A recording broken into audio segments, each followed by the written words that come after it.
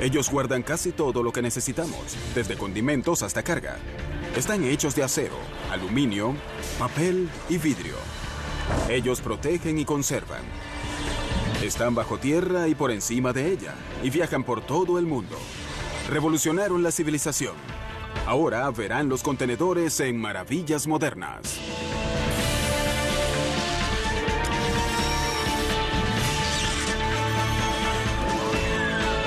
Maravillas Modernas. En China, los televisores, pantalones y bombillas son fabricados en grandes cantidades. Pero ¿cómo llegan estos bienes a las tiendas en Estados Unidos? En los ubicuos y normales contenedores de envíos. Para mover todas esas cosas, desde los sitios mar afuera hasta la tierra firme, se necesitan muchas cajas grandes. Y las cajas grandes de las que hablamos son los contenedores de 14 metros que viajan por los caminos con los pantalones, televisores o llantas que vemos guardados en estantes en las tiendas. El viaje del contenedor desde su punto de origen hasta la tienda es largo. Lo usual es que las mercancías sean rellenadas y fabricadas en un centro de distribución en un lugar de China, en este caso la provincia de Guangdong. De ahí pasa al puerto de Hong Kong, por ejemplo, y el transporte es hecho en una de tres formas. Una por camiones en carreteras, dos por tren y tres por embarcaciones más pequeñas en un río. Luego llega al puerto de Hong Kong. Es normal que se carguen entre 4.000 y 9.000 contenedores en los barcos más grandes en el puerto de Hong Kong. Luego la nave parte de Hong Kong hacia el puerto de Los Ángeles, por ejemplo. Cuando llega a este puerto, se descarga el contenedor. En este punto, el contenedor es cargado en un tren u otro camión y luego es transportado a su destino final. Un contenedor hace unos 120 viajes de puerto a puerto en sus 10 años de vida aproximada. Viajan desde el lejano oriente hasta este continente en la temporada de tifones, donde puede haber olas de 12 o 15 metros que mecen la propia nave hasta ángulos muy severos. Y esos contenedores deben soportar los golpes del mar abierto para proteger los bienes que llevan adentro. Los contenedores están diseñados para llevar hasta 20 toneladas de productos. Pueden ser llevados por 3 medios de transporte. Sin esa capacidad de sistema intermodal, sería casi imposible el comercio internacional tal y como lo conocemos. La clave de este sistema es el propio contenedor. En la fábrica de contenedores marinos internacionales de China, en Shenzhen, China, se hace un contenedor cada 5 minutos. Enormes láminas de acero son dobladas, remachadas y pintadas en una línea de montaje de una de 3 longitudes dictadas por la Organización Internacional para la Estandarización o ISO. Las longitudes uniformes son de 6, 12 y 14 metros. La mayoría de los contenedores de hoy son del tipo de 12 metros. Cada contenedor es hecho de una forma tal que permite entrelazarlos con facilidad. Cuando los contenedores son cargados en embarcaciones, los conectan entre sí con un mecanismo llamado twist lock. También está el rod lashing, que son unas varillas puestas a los lados del contenedor para que sea más sólido al colocar uno encima del otro. Antes de surgir los contenedores, el manejo de la carga tomaba mucho tiempo y músculos. La industria marítima es de las que respetan más la tradición. Durante siglos, los bienes fueron cargados y descargados en gran parte en la misma forma. La carga era movida con redes de cargas y arpeos para sacarlas de las bodegas de carga. En ese momento, un equipo de estibadores tomaba la carga y la ordenaba en una plataforma, que luego era levantada otra vez y colocada en una carreta, un coche o incluso un camión. Luego, en 1955, Malcolm McLean, un empresario de camiones de Carolina del Norte, compró una compañía de barcos de vapor y cambió a la industria. Le quitó las ruedas a sus camiones, fortaleció los lados de sus remolques y los montó en sus barcos. Ese fue su prototipo de barco con contenedores. El Ideal X con 58 remolques en cubierta hizo su primer viaje de Nueva Jersey a Texas en 1956. Su empresa se convirtió en la Sealand Services, una compañía internacional de envíos, y McLean se dio a conocer como el padre de los contenedores. Casi en esa misma época, la compañía de navegación Matson en Oakland investigó formas de controlar la subida de los costos y vio que cargar y descargar en la forma tradicional era lento y costoso. Como resultado de su investigación, Matson creó su propio programa de contenedores que revolucionó en forma efectiva el movimiento de bienes en el área del Pacífico. En 1958, Matson sacó sus primeros contenedores de la bahía de San Francisco. Había 20 contenedores en el Hawaiian Merchant de Matson. Eso fue un cambio enorme en la forma en que la economía hawaiana era asistida desde el continente. El embalaje en contenedores cambió los muelles. Los operadores de grúas reemplazaron a los estibadores que una vez definieron los muelles de descarga. Para mover a los pesados contenedores de acero se creó la grúa pórtico o portainer. Ella requería de solo un conductor en una cabina muy elevada para mover la carga desde el barco hasta la orilla. Mientras más empresas navieras empezaron a usar contenedores, su estandarización y posibilidad de intercambio se volvieron cruciales para el sistema intermodal. Todas las industrias de transporte tuvieron que adaptarse. Para los camiones tuvimos que hacer que los chasis y bases de los camiones pudieran recibir contenedores de 6 y 12 metros. En los trenes hicimos lo mismo. Nos aseguramos que los puentes o pasos superiores en Estados Unidos encajaran con su altura. Y para las embarcaciones hicimos que los espacios donde se encajaban los contenedores fueran de 2.5 metros de ancho y 2.6 metros de altura, y obviamente 6 o 12 metros. Para el 2005, casi el 90% de toda la carga era movida en contenedores estandarizados. Pero cuando los contenedores llegaron para facilitar el comercio mundial, el mundo se volvió más peligroso. Es obvio que después del 11 de septiembre, la seguridad subió en forma exponencial. Ha habido muchos ejemplos en donde terroristas se han metido sin autorización en contenedores para entrar de contrabando en Estados Unidos. Otro ejemplo podría ser el de insertar un arma de destrucción masiva en el propio contenedor. Por eso, compañías como la GE Security crearon un dispositivo para resguardar al contenedor en su vulnerable viaje. La forma en que instalamos el mecanismo de seguridad en los 13 millones de contenedores en existencia se parece mucho a cómo se instala una pieza de Lego. El CSD solo se encaja en el marco de la puerta del contenedor ISO. El dispositivo tiene un sensor magnético que monitorea las veces que se abre la puerta y una unidad esencial de procesamiento que registra el tiempo del evento. La antena es la única pieza afuera del contenedor. Al terminar de cargar, el fletador entra al sistema, mete un código de acceso, registra el número del contenedor y autoriza su sellado. En respuesta, el dispositivo transmite un diario de datos sobre cada vez que se abre y se sella una puerta o cuando acceden electrónicamente a él. Antes que el contenedor llegue a puerto, la protección de aduanas de Estados Unidos lo analiza desde una perspectiva de seguridad. Basándose en sus normas de riesgos, ellos deciden inspeccionar desde una cifra baja como el 1% hasta una más alta de 8 o 10% de los contenedores, dependiendo del perfil de riesgo del contenedor. Una forma es a través de la tecnología con un rayo X a la caja para ver si hay armas de destrucción en ella. Otra forma es abrir la caja y revisar su contenido. En un futuro cercano, los contenedores con este dispositivo pasarán las aduanas en menos tiempo y harán llegar los productos a las tiendas con más seguridad y rapidez. Después que el contenedor es abierto en los almacenes, suele haber más contenedores adentro que guardan muñecas. Hay cientos de contenedores más pequeños que descansan dentro de cientos de cajas en el interior del contenedor de carga. Y el material que mantiene juntos a la mayoría de los contenedores más pequeños es la tabla de fibra corrugada. Con papel hecho de pinos del sur y con un 70% de fibra reciclada, esta fábrica Georgia Pacific en Richmond, Indiana, produce 65,000 toneladas de fibra corrugada al año. Uno diría que estas son cajas de cartón, pero la industria no desea que las llamen así. Si ven la mayoría de las cajas o contenedores, ellos solían estar hechos de capas de papel fino que formaban un cartón. Así es como lo llamaban antes. Y muchos de los paquetes eran hechos de cartón en aquella época. Hoy hay muchos productos hechos de fibras corrugadas. En 1890, Roger Gere, un impresor y fabricante de bolsas de papel de Brooklyn, creó el cartón corrugado. y al final cambió la forma en que empacamos y fletamos hoy en día.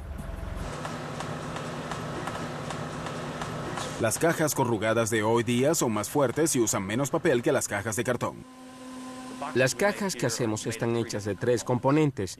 Esto es el revestimiento de la lámina. Es de color marrón, su apariencia es la de una bolsa de papel de supermercado. El interior de la caja es lo que llamamos un medio, al que ponemos estrías. Es un proceso muy similar al que hacemos al planchar para quitarle las arrugas a una camisa. Pero aquí le ponemos arrugas a nuestras láminas. Utilizamos calor para acondicionar el papel y vapor para que permita formar las estrías. Luego ponemos almidón para que sea la pega o el vínculo y así tomamos las 2 piezas separadas de papel y las pegamos.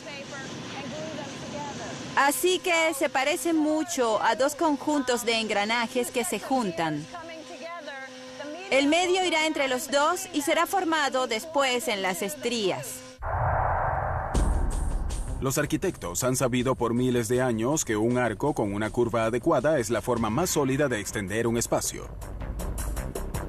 El mismo principio se aplica a la tabla de fibra corrugada.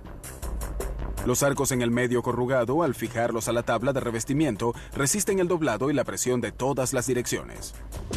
Cuando una pieza de tabla combinada es puesta en su extremo, los arcos forman columnas rígidas capaces de soportar mucho peso. Al aplicar presión al lado de la tabla, el espacio entre las estrías actúa como un colchón y protege el contenido del contenedor. Después que el medio es estriado en el corrugator de 90 metros de largo, se pega la capa final a la tabla de fibra. Así que en ese punto tienes 2 o 3 sustratos unidos que luego viajan al otro lado de la máquina, donde le aplicamos una pega fría que es un acetato de polivinílico, muy similar a una pega de Elmer. Luego le ponemos otra capa fina adhesiva de pega en las puntas de las estrías y después unimos el revestimiento impreso encima de eso. Esta máquina toma las planchas que vimos como laminaban. Las metemos por esta línea una a la vez. Las enviamos a una estación de corte donde las corto con un cortador que parece de galleta. Tengo una regla para cortar y un rodillo para pliegues dentro del tinte que corta la tabla y la pliega donde debe plegarla. Luego pasa a la estación 2, donde le raspamos el exceso. Los excedentes son reciclados y convertidos en cajas nuevas. Cuando están limpias, son llevadas a una plataforma y las llevan aplastadas a la próxima estación. La caja terminada es doblada y pegada en varias formas para proteger y encajar con cualquier cosa. Tomamos una tabla vacía y con el plegador y surtidor de goma la convertimos en un envase. También podemos tomar una tabla vacía como esta y convertirla en algo que empaca el estuche para el cliente, para que lo acomode y lo llene. La tabla corrugada de Estados Unidos es tan apreciada que se exportan 660,000 toneladas de ellas a todo el mundo en contenedores estandarizados. Tanto los contenedores como las cajas guardan muchos bienes. Pero ¿qué pasa si debes guardar la reserva de petróleo de Estados Unidos o su excedente de comida? Para eso necesitas los contenedores más grandes del mundo. En relación al tamaño de un contenedor, ninguno iguala al de la Reserva Estratégica de Petróleo de Estados Unidos, la SPE en el Golfo de México. La SPR tiene una capacidad de 727 millones de barriles de petróleo. La Reserva Estratégica de Petróleo tiene 4 establecimientos distintos donde almacenamos petróleo crudo. Hay 2 en Luisiana y 2 en Texas. El petróleo crudo de la SPR está guardado en formaciones geológicas subterráneas naturales, domos de sal. Mucha gente no se da cuenta del tamaño de los domos de sal del área de la costa del Golfo. Este domo en particular es llamado Bryant Mound. El domo Bryant Mound está a unos 60 metros de la superficie de la Tierra y en su contorno de 600 metros tiene una anchura aproximada de 2.400 metros. En el Bryant Mound y otros domos de sal de la SPR hay cuevas cilíndricas masivas donde se guarda petróleo crudo. La SPR tiene en total 62 de esas cuevas gigantescas. Hay unas 20 cuevas en el Bryant Mound. Podemos guardar 254 millones de barriles debajo de la tierra. Imagínense el tamaño del Astrodomo. Si llenáramos el Astrodomo con petróleo crudo, sería solo el equivalente a la cantidad que podemos poner en una de nuestras cavernas. En 1975, el presidente Gerald Ford firmó la Ley de Política Energética y Conservación que creó al SPR. Esa fue una respuesta a la crisis que surgió por el embargo petrolero de la OPEP de 1973 y 74. Estados Unidos necesitaba una red de seguridad para futuros desastres políticos, económicos y naturales que amenazaran el suministro de uno de sus recursos vitales. Pero la pregunta era, ¿dónde guardar los cientos de millones de barriles de petróleo? Se pensó en guardarla por encima de la tierra o por debajo de ella. Ellos se dieron cuenta de que el Golfo de México era el sitio más factible para guardar petróleo crudo por debajo de la tierra en domos de sal. La mayoría de refinamiento se hace en la costa del Golfo y los oleoductos también están allí. Y ya había algunos domos de sal que tenían algunos pasos a cavernas subterráneas. A diferencia de la minería tradicional que usa máquinas para sacar la sal, con la minería a base de soluciones se inyectan millones de galones de agua a los domos de sal para crear cavernas. En ese proceso usamos agua para disolver la sal, tal y como disolveríamos la sal de la mesa en la casa. Usamos aproximadamente 7 barriles de agua cruda para crear un barril de espacio en la caverna. La forma en que estos contenedores subterráneos son realizados o creados es a través de la perforación de 2 agujeros de unos 1.200 metros dentro del propio domo de sal. A esos agujeros se les coloca unas envolturas largas o tubos dentro de tubos. Luego introducimos agua en esos tubos, en la tubería interior, para disolver la sal. La sal disuelta se convierte en salmuera y esta sale por el anillo o tubería externa. Al sacar la salmuera, se pone el petróleo crudo en su lugar y se almacena hasta que se lo necesite. El petróleo se beneficia de la alta temperatura subterránea. El calentamiento geotécnico del petróleo crudo hace que su composición mantenga su consistencia, porque hay una homogeneidad en el petróleo crudo. Para extraer el petróleo de su represa subterránea, el SPR hace una extracción adicional. Bombeamos agua por la corriente de salmuera hasta el fondo de la cueva. El agua saca el petróleo crudo que está encima de la sal y sale luego por el tubo colector de petróleo. El petróleo es más liviano que el agua, así que es natural que ambas sustancias se separen. El petróleo es luego segregado, medido y distribuido a varios terminales y refinerías. Una extracción adicional del SPR ocurre en circunstancias muy específicas. El presidente de Estados Unidos tiene autoridad de ordenar una extracción a gran escala. Y eso significa que sacamos 4.4 millones de barriles de petróleo diarios de nuestros establecimientos. También tiene la autoridad de ordenar una extracción limitada, que permite liberar hasta 30 millones de petróleo crudo. La otra persona autorizada a liberar petróleo de nuestros establecimientos es el secretario de Energía. Solo ha habido 2 extracciones desde que se formó el SPR. Se autorizó una después del huracán Katrina en el 2005. Unos vientos de 225 kilómetros por hora azotaron a la costa del Golfo, dañando refinerías y tuberías que abastecen a los Estados Unidos. Y la SPR sirvió al propósito para la que fue creada: aliviar las penas de los desastres económicos, geopolíticos y naturales. Debemos estar listos para cuando el presidente decrete una extracción total, en la cual podremos suministrarle petróleo crudo al país. Y en esa situación tendremos que estar listos, casi igual que los militares. La reserva estratégica de petróleo es quizá el contenedor subterráneo más grande del mundo. Pero hay otros contenedores que guardan vastas riquezas por encima de la tierra: los silos. Estamos sobre un silo de 33.5 metros de altura y 18 metros de diámetro. Este es el que almacena 6.342.000 litros. Debido a su altura, un silo puede tener una base pequeña y aún así contener gran cantidad de lo que haya que almacenar, como granos, arena, maíz, para mencionar algunas cosas. Los ascensores verdes y las plantas de alimentación están compuestos de silos múltiples. Aunque parece una estructura simple, un silo es en verdad un edificio muy complejo. En la granja Crowell County, en el condado Liberon, en Pensilvania, un equipo de construcción de la Sollenberg Silos Corporation hace un nuevo silo de granja usando el método de jump form.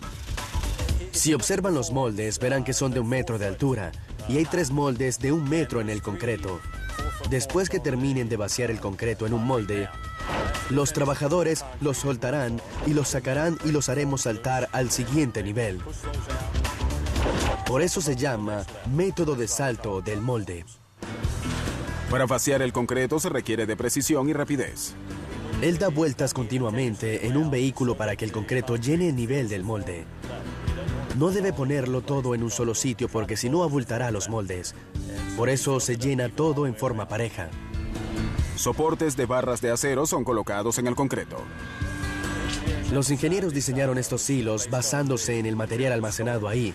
Si almacenamos maíz, hay mucha presión horizontal. Por eso necesitamos más acero que da fuerza en las paredes de los silos. Cuando lo termine en este silo tendrá una altura de 28 metros y un espacio de 8.800 metros cúbicos de almacenaje. Los silos de hoy son versiones épicas de sus predecesores. El científico Franklin Hiram King patentó el primer silo en 1889. El silo de King era un granero modificado de forma cilíndrica. Él sabía que la estructura cilíndrica era fuerte y reducía la descomposición de su contenido. El silo de King evolucionó y se convirtió en este gigante, el silo más grande en Estados Unidos. Tiene una altura de 45 metros y está en el condado Berks, en Pensilvania. En este silo grande hay una capacidad de almacenaje de más de 2.548 metros cuadrados. El dirigible de Goodyear tiene unos 2.000 metros cuadrados, así que esto es más grande. En la mayoría de los silos modernos reina el concreto. Siempre he dicho que el concreto es para toda la vida. Requiere de poco mantenimiento y puedes poner casi de todo en él. Los silos y tanques de almacenaje del SPR son impresionantes. Pero hay otro contenedor pequeño y humilde que usamos a diario y cambió el curso del mundo. La lata de metal. La lata de metal es uno de los contenedores más importantes. Esta cosa de apariencia sencilla revolucionó la industria de bebidas y alimentos. Los supermercados en todo el mundo y nuestros gabinetes de cocina están llenos de latas de todas formas y tamaños. Son tan comunes que la gente no se da cuenta de todo el trabajo y esfuerzo puesto en hacer una lata. En primer lugar, la rapidez con que se hacen las latas asombra mucho a la gente. En los últimos 125 años, la corporación Ball ha sido un líder de la industria de contenedores de bebidas y alimentos. En su planta Golden, Colorado Metal Beverage, Ball crea millones de latas. La mayoría de las líneas de latas están diseñadas para hacer unas 2.000 por minuto. Solo en nuestras plantas hacemos más de 100 millones de latas al día. Pueden ver que en nuestra industria hacemos cada año 100.000 millones de latas. La producción comienza con rollos de aluminio de 12.000 libras que son desenrolladas en una máquina llamada Capper.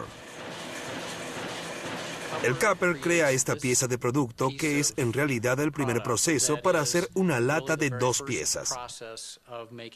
Este proceso golpea 12 de estas a la misma vez, que luego son llevadas a una máquina llamada The Body Maker.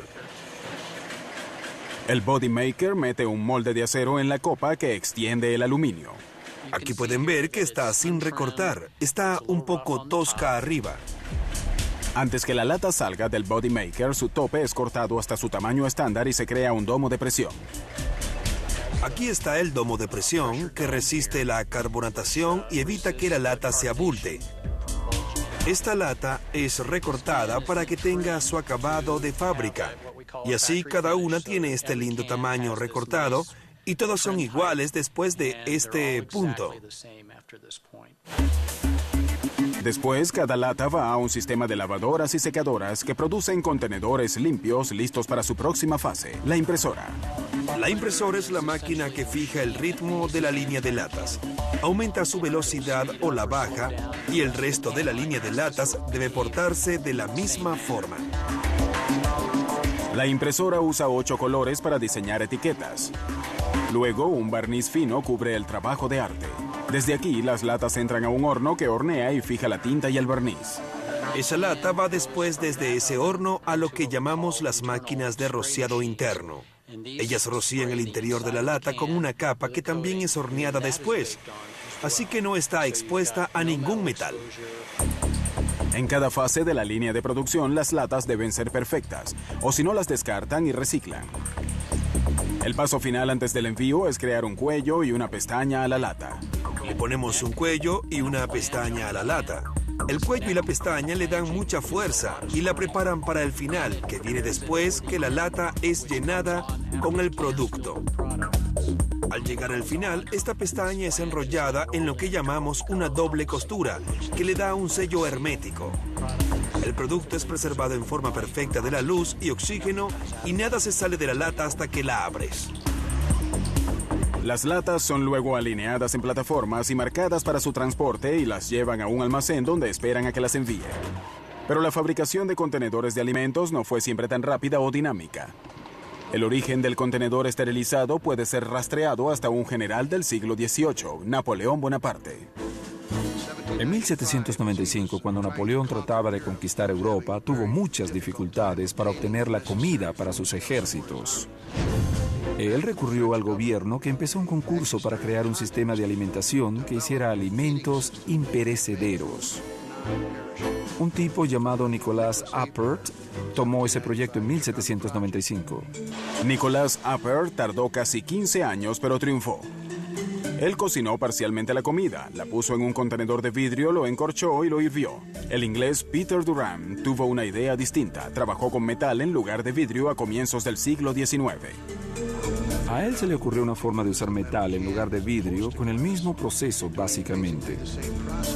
Pero la lata de metal era más duradera, no se rompía. El resultado fue que el proceso de Durand esterilizaba y duraba más. Durand combatió el óxido que se formaba en sus latas de hierro con un revestimiento de hojalata que protegía la comida. Luego le soldaba una tapa a la lata después de llenarla. Ese fue el amanecer de la lata de hojalata. El avance de Durand halló pronto aplicaciones prácticas como la preservación de frutas y vegetales que ahora retenían su valor nutricional.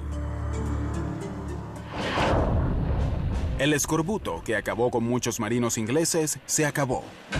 Los marineros que una vez carecieron de nutrientes podían soportar ahora viajes largos. En la Guerra Civil estadounidense, los soldados de la Unión dependían casi tanto de la comida enlatada como de la pólvora para sobrevivir. Eso fue algo que permitió a la civilización hacer otras cosas aparte de buscar forraje. Así que la preservación de la comida en una forma segura les permitió empezar a hacer otras cosas. Ese fue en verdad el comienzo de la industrialización. En las décadas siguientes, la automatización hizo florecer a la industria de la lata de hojalata. En la Segunda Guerra Mundial, el valor de las latas se enraizó en la mente de los soldados estadounidenses. 2/3 de las comidas de los soldados de la Segunda Guerra Mundial venían enlatadas. Luego ellos volvieron a casa y las familias se dispersaron y fueron a otros lados, y el resultado fue que confiaban mucho en la comida enlatada. En la era de la posguerra, la comida enlatada se volvió una costumbre en cada hogar e impulsó la industria. Hoy en Estados Unidos procesamos entre 33.000 millones y medio y 34.000 millones de latas cada año. El contenedor de metal ha sido amenazado por otras formas de empaque, de plástico y empaques flexibles y cosas como esas. Y les diré que he visto muchas veces escrito el obituario de la lata de metal.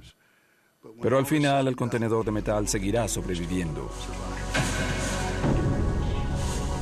Aunque la lata de metal sea el contenedor más importante en el mundo, otra lata con un gran avance casi eclipsó su importancia: la lata de aerosol. La lata de aerosol surgió en la década de los 40. De nuevo, la guerra demostró ser un gran empuje para una gran innovación. El gobierno estadounidense financió la investigación de un contenedor portátil que los soldados podían usar con facilidad para acabar con insectos dañinos. Este mecanismo fue invaluable para las tropas en el Pacífico, donde reinaba la malaria. A ese insecticida en aerosol se le acredita haber salvado a miles de soldados. El éxito de la lata de aerosol en la guerra se extendió pronto al frente civil, donde las familias usaron de todo, desde aerosol para el pelo hasta medicinas, cada vez con más frecuencia. Una lata de aerosol está hecha de acero o aluminio y funciona con un propelente. El propelente es un gas. Al hundir la boquilla de arriba, la fuerza del gas que presiona al producto hace que se mueva a través del tubo de inmersión y salga al final por la boquilla. La boquilla estrecha atomiza el líquido y forma una neblina fina.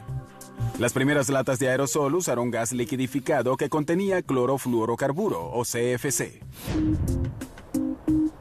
Pero los científicos descubrieron que el CFC dañaba a la capa de ozono. Para 1978 fueron removidos del 90% de los aerosoles en Estados Unidos. En los años 80, los CFC fueron prohibidos en todo el mundo, pero los fabricantes hicieron propelentes inofensivos. Hoy, la industria del aerosol hace más de 3.000 millones de contenedores cada año. Y aunque la lata selló su lugar en la sociedad, un contenedor de plástico le puso la tapa a la comida fresca y cambió las cocinas para siempre.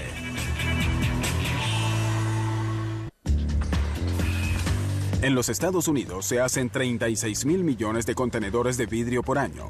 En ellos ponen desde comida para bebé hasta encurtidos.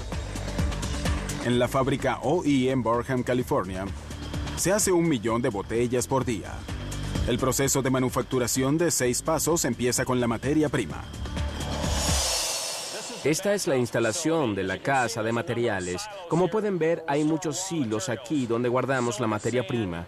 La arena de sílice, la caliza, la ceniza de soda, que es nuestro vidrio reciclado. Y dentro de la instalación la pesamos, mezclamos y luego la enviamos a los hornos por unas correas transportadoras. Ese horno feroz de unos 1.5 metros de profundidad convierte a la materia prima en vidrio derretido. Este horno está hecho de ladrillos de cerámica de alta temperatura de muchos tamaños, formas y pesos distintos. Contiene unas 500 toneladas de vidrio derretido a unos 1540 grados. Después que el vidrio es derretido en el horno, lo llevan a la máquina de formación. El vidrio derretido es recortado en piezas uniformes llamadas GUP y luego son sopladas en el molde con aire comprimido. El vidrio entra a la máquina de formación a unos 1148 grados. Los contenedores de vidrio formados dejan la máquina a 482 grados en menos de 10 segundos. Este enfriamiento rápido ayuda al vidrio a retener su forma. El cambio extremo en temperatura puede causar estrés en las botellas si no se les enfría adecuadamente. Es por eso que los contenedores son cargados a un aparato donde su temperatura es aumentada hasta 537 grados y luego la reducen hasta menos de 93 grados. El recalentado y enfriado lento elimina el estrés en los contenedores, haciéndolos más fuertes y resistentes a los impactos. Después de completar ese proceso y cuando las botellas se han enfriado hasta unos 93 grados, aplicamos un revestimiento al exterior de las botellas. El revestimiento protege las botellas contra abrasiones y rayones y realza el rasgo de fuerza del contenedor. Cada botella es inspeccionada. Las no aprobadas son devueltas al fuego. Después de la inspección, algunas botellas son puestas en plataformas en lugar de en cajas de cartón. Esta máquina pone nuestras botellas encima de una plataforma de 9 niveles de altura. Luego la amarramos a la plataforma para prepararlas para enviarlas al consumidor. Ese sistema mecanizado que funciona 24 horas al día en más de 81 plantas hoy en todo el mundo, convierte cada año su materia prima en millones de contenedores fuertes y transparentes. Los fabricantes de vidrio tardaron miles de años en conseguir esta rapidez y eficiencia. Alrededor del 1500 a.C., los egipcios crearon un método para hacer los primeros tiestos de vidrio. Hundían un molde de arena compactada en vidrio derretido y volteaban el molde para que el vidrio se adhiriera a él. Mientras estaba suave, el molde cubierto de vidrio era rodado en una piedra para lajas para alisarlo o decorarlo. Luego, en algún momento entre el 27 a.C. y el 14 después de Cristo, el soplado de vidrio transformó la fabricación de contenedores de vidrio. El soplado de vidrio ha seguido casi sin cambios. Cuando el vidrio lo calientan y transforman en un semilíquido, lo ponen al extremo de una varilla llamada ponti. El soplador de vidrio sopla en el ponti para moldear el vidrio y hacer contenedores de distintas formas. En 1880, más del 25% del vidrio hecho en Estados Unidos era usado para botellas comunes. Estas eran sopladas una a la vez. Eso cambió en 1903 con una invención de un joven soplador de vidrio de Ohio. La primera máquina de botellas automática creada por Mike Owens hacía 9 botellas por minuto. Para poner eso en perspectiva, la producción de esa máquina en un día habría requerido de 36 hombres trabajando 18 horas, soplando botellas a mano. Después vino el llenado a alta velocidad y las líneas de empacamiento. La O en OI significa Owens, y gracias a su máquina la compañía formó su negocio mundial de contenedores. Ella hace millones de contenedores de vidrio cada año. Antes de la posguerra, en los años 40, los contenedores de vidrio y metal eran las opciones más comunes para guardar comida. Pero llegó un hombre llamado Earl Tupper que revolucionó la preparación y almacenado de la comida. Mucho antes de que surgiera Earl Tupper, aún faltaba tiempo para la llegada de muchos refrigeradores. Mucha gente aún hacía que le llevaran hielo a sus casas. Los contenedores de comida estaban diseñados para guardar el producto por un día o algo así. En los años 40, la industria del plástico aún estaba en su primera etapa. Los contenedores de plástico eran difíciles de mercadear porque eran quebradizos, grasosos, malolientes y poco confiables. Por lo tanto, Tupper creó 2 innovaciones en la tecnología del plástico. Él ayudó a desarrollar el proceso de refinar el residuo de polietileno. Este residuo es una sustancia negra, un producto derivado del refinamiento de petróleo. A través de este proceso, él pudo desarrollar un material muy duradero y muy flexible que era maravilloso para la conservación de la comida. Era un material no poroso y traslúcido también. Él creó el sello Tupper, una tapa ajustada contra el aire y agua creada por un artículo de ferretería. Él estaba un día en una ferretería y vio una lata de pintura y notó que en la lata de pintura había un sello en el centro. A él se le ocurrió la idea de que si hacía que el sello fuera alrededor de los bordes externos de un tazón, eso sería compatible con una necesidad que llegaba a su mayoría de edad en esa época cuando la gente compraba refrigeradores en los años de la posguerra. El sello podía retener cosas como la humedad y así evitaba que la comida se secara. Básicamente mantenía el sabor general y la textura de la comida con un largo tiempo de conservación. Gracias a la demostración hecha por amas de casa en las reuniones de Tupperware, las ventas se fueron al cielo. Muy pronto los macarrones y ensaladas eran mantenidos frescos en estos contenedores.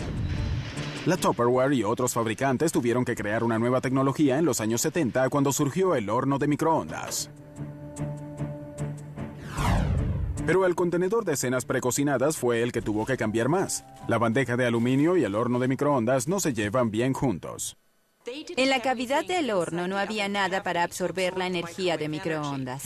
Así que si metías metal ahí, todo rebotaba hacia lo que llamamos el magnetrón, que es lo que generaba las microondas. Las ondas rebotaban y lo quemaban.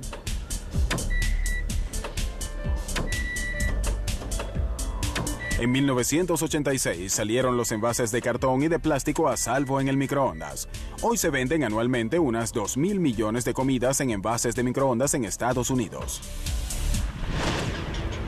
Como la tecnología cambia la apariencia y uso de los contenedores, los diseñadores tienen que pensar en cajas. En Londres, 2 constructores hicieron eso, y ahora la gente vive dentro de cajas.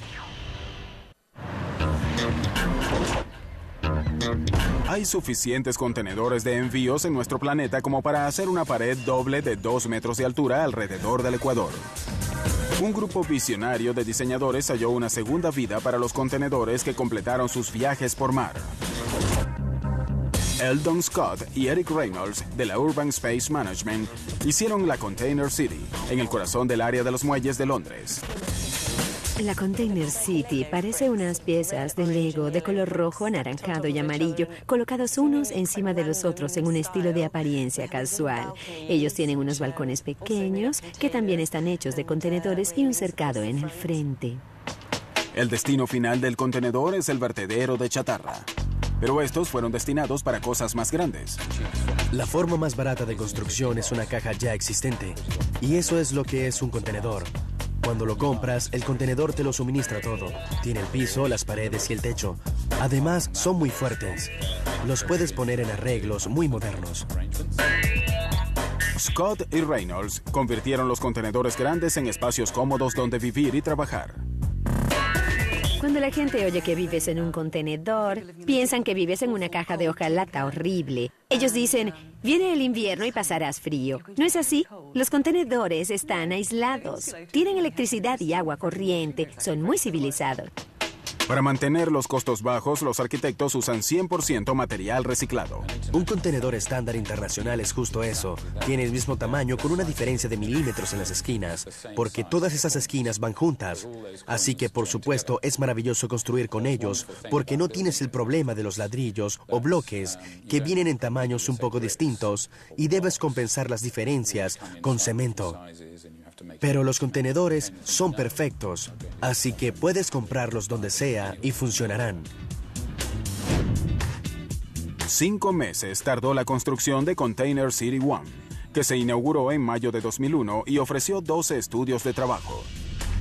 En el 2003 se le añadió otro piso en menos de 2 días, que ofreció 3 apartamentos adicionales donde vivir y trabajar. Hoy, un total de 100 unidades forman a la Container City.